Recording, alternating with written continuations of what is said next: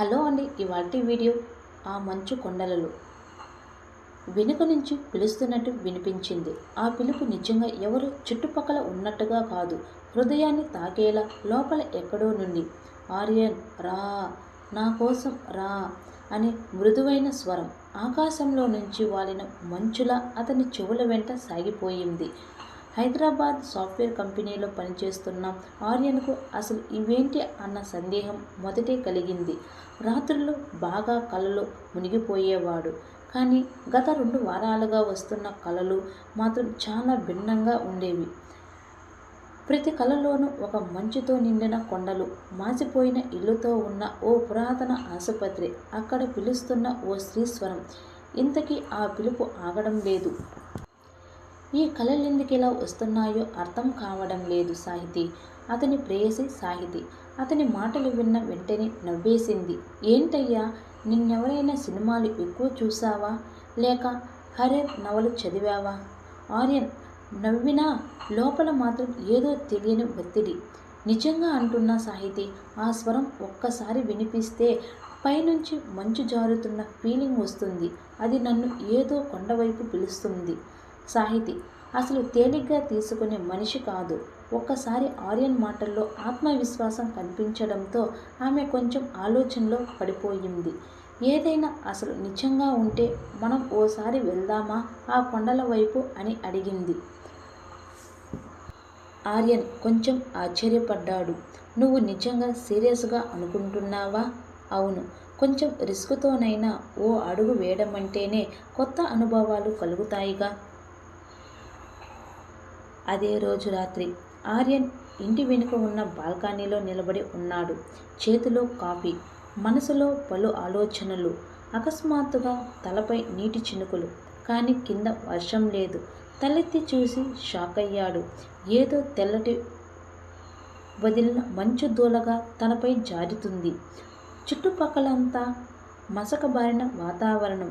ఆ వానాకాలం కాలంలో మంచు అనేది సాధారణం కాదు. ఒక్క హైదరాబాద్లో అయితే అసాధ్యం. ఆరి నిశ్శబ్దంగా, ముచ్చటగా, మెల్లగా వినిపించిన అదే స్వరం.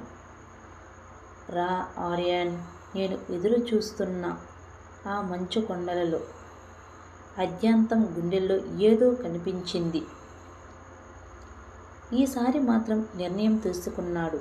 వెళ్తాను, ఎవరిది అయినా ఏమైనా ఆ పిలుపు వెనుక అసలు నిజం తెలుసుకోవాలి.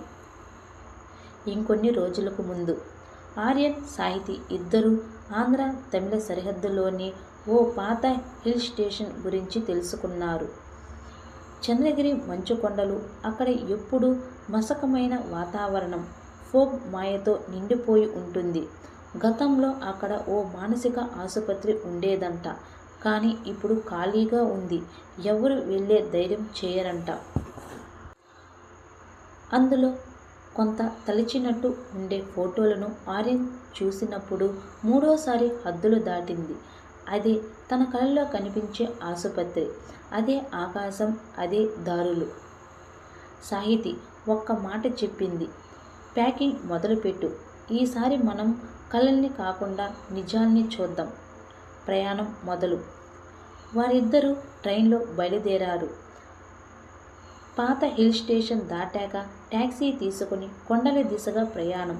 పక్కనే ఉన్న డ్రైవర్ ఓ బహుళ వయసు మనిషి. ఆర్యన్ అడిగాడు, ఈ చంద్రగిరి కొండల గురించి మీకేమైనా తెలుసా అన్నా? అతను నోరు తిప్పాడు. అక్కడ ఎవరూ వెళ్ళరు. అక్కడికి వెళ్ళడం అంటే ఆత్మల్ని కలవడమే. సాహితి నవ్వింది. ఇంకా ఈ జనాల్లో ఆత్మల నమ్మకం ఉందా అని. నవ్వులే.